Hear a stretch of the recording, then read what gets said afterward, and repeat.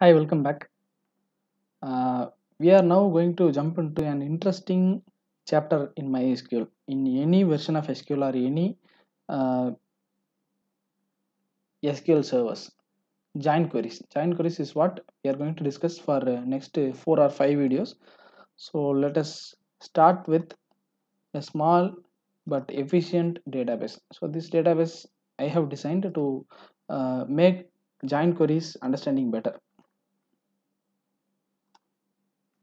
So before we jump into giant query, let me explain the database, I mean table structures first, so that while going to giant query, you will understand better. Right. We have first a table named personal, where this is entirely student database for your reference. I have a table named personal, where with 4 columns ID, unique ID will be given to each student, register number, name, and date of birth. And the second table is contact, unique ID, address, phone number, and email. Hope you can find a common column that existed in both the tables. So it is nothing but wherever I need to mention, I need to refer this student, I will use the ID, which means an unique ID, because there may be another student with the exact spelling, exact name, and exact date of birth also. So that is also possible. So we will give unique ID for each new candidate. Register number is there, but register number should not be used in some important places, so that we will give unique ID that will not be displayed anywhere. So register number will be displayed anywhere, so we'll give unique ID. This is what the unique ID is. Possibly this must be the primary key also. Right. Data of student will be separated as register number, name, and date of birth for in a single table, and address, phone number, and email in some other table. Mm, the reason behind is normalization concepts will be applied, so to make the database efficient, more efficient, and consume only less amount of time while fetching data, fetching, inserting, updating all database operations. So coming to the next table named exams.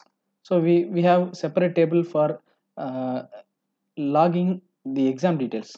So exam ID, exam name, standards that the exam applicable for, and in academic year. For example, if we take quarterly, we have two exams, two quarterly. So in case we didn't give exam ID, there will be definitely a confusion on which quarterly exam we are referring to, something like that. So we give unique ID for each exams with reference to academic year. And marks, before going to marks, we'll go for subject. And similarly for subjects also, we give unique ID for subject and subject name and standards that the subject is applicable to. So this is an efficient, very smallest database design to make the joint queries understand better. Right. Now we will go to the actual part of the video, joint queries. So we have more type of joint queries. First we will discuss inner join, that is joint query. Joint query is nothing but for example, in this table I need register number, name, and date of birth, and together along with this data I need to see the address, phone number of an email of the same student. So if I do it manually, like checking the data of first table and again checking data of second table, I feel it difficult to map the address with the student name. For example, Prem Raj, and his address is Chennai. So but and for the next student Kavin, and he is Salem. So when I go on proceeding like this, I'll definitely forget the actual data. So to find a solution, I need to display all these columns together at a time, so that I can read the data, I can analyze the data, not changing the database or table structure just to print. That's it. So join query is nothing but it will take few columns from first table and few columns from second table with respect to or with in presence of a common column. I mean, register number, name and date of birth from first table, and address, phone number and email from the second table, with the column that is present in both the table, that is id. Id is the common column. I'm referring ST001 student in this table as well and this table. So this is the common column that is present in both the table.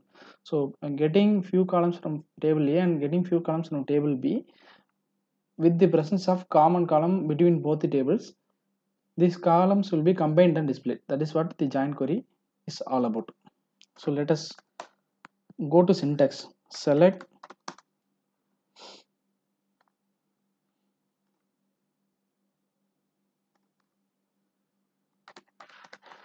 table 1 dot column 1, I mean personal dot register, personal dot name, personal dot dob, comma, second column contact dot address, comma, contact dot phone number, comma, contact dot email from table 1 personal followed by join keyword space table 2 contact. So this is the actual syntax. It is not over it. Contact on, I mean we have mentioned column A, I mean columns from table A, columns from table B. From table A join table B. Now we have to mention the common column as I said earlier. Contact on common column from table A, that is id, personal.id,